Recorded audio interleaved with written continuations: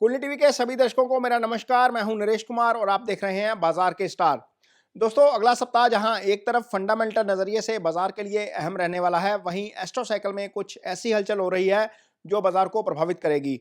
बाजार जहां एक तरफ अमेरिका में फेडरल रिजर्व के अगले कदम की तरफ नजरें टिकाए है, तो दूसरी तरफ बाजार की नजर कंपनियों के तिमाही नतीजों पर भी है।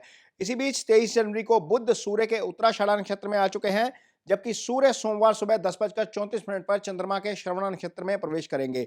बुध 18 जनवरी से अस्त स्थिति में है, जबकि शुक्र भी 19 दिसंबर से वक्री चल रहे हैं और शुक्र की यह वक्री चाल 29 जनवरी तक जारी रहेगी।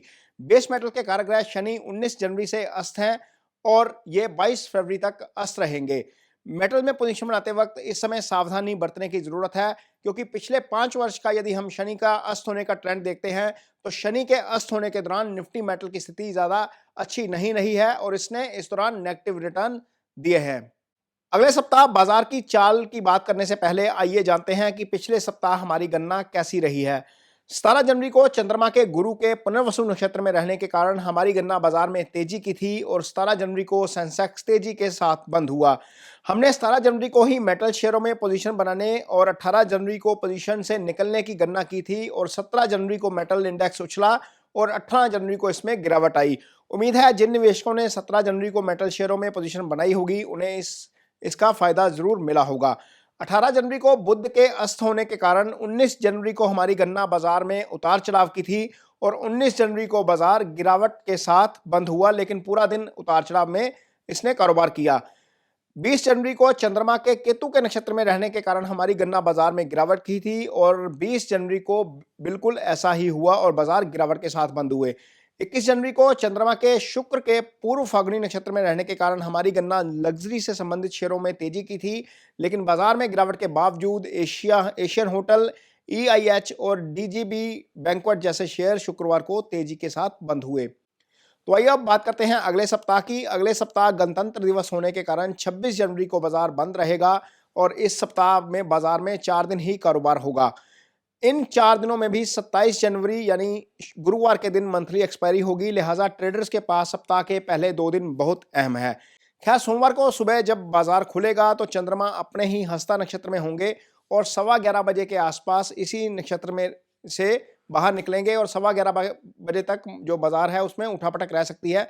जैसे ही चंद्रमा चित्रा नक्षत्र में आएंगे, उसके बाद हम कॉपर से संबंधित कंपनियों के शेयरों में तेजी देख सकते हैं।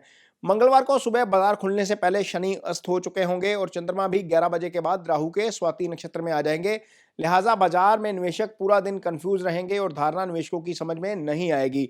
लेकिन यदि इस दौरान आप टेक्नोलॉजी से संबंधित शेयरों में पोजीशन लेकर चलते हैं, तो इससे आपको फायदा हो सकता है। बुधवार को 26 जनवरी के कारण बाजार में छुट्टी रहेगी और गुरुवार को 27 जनवरी के दिन बाजार में एक्सपायरी होगी और चंद्रमा बाजार खुलने से पहले ही सुबह 7 बजे के करीब बुध के ज्येष्ठा नक्षत्र में आ जाएंगे। इससे बाजार में पूरा दिन उठापटक रहेगी, क्योंकि बुध फिलहाल अस्त चल रहे हैं। इंट्राडे के निवेशक इस दिन बाजार में पोजीशन बनाने से बचेंगे तो नुकसान से बचा जा सकता है, क्योंकि बाजार में उतार चढ़ाव काफी तेज होगा। शुक्रवार 28 जनवरी को बाजार में नई सीरीज की शुरुआत होगी और हम नई सीरीज में शॉर्ट कवरिंग होते हुए देख सकते हैं और बाजार में तेजी की शुरुआत हो सकती है, क्योंकि ट्रेड के कारक ग्रह बुध 30 जनवरी को ही उदय हो रहे हैं और इसके बाद बाजार जो है वो ठीक रहेगा। तो दोस्तों, ये तो था इस हफ्ते का बाजार का स्टार। हम अगले एपिसोड के साथ फिर हाजिर होंगे, लेकिन जाने से पहले एक बात कहना चाहूँगा कि ये जो प्रोग्राम है ये महज एस्ट्रो एडवाइस है ट्रेडर्स के लिए और निवेशकों के लिए।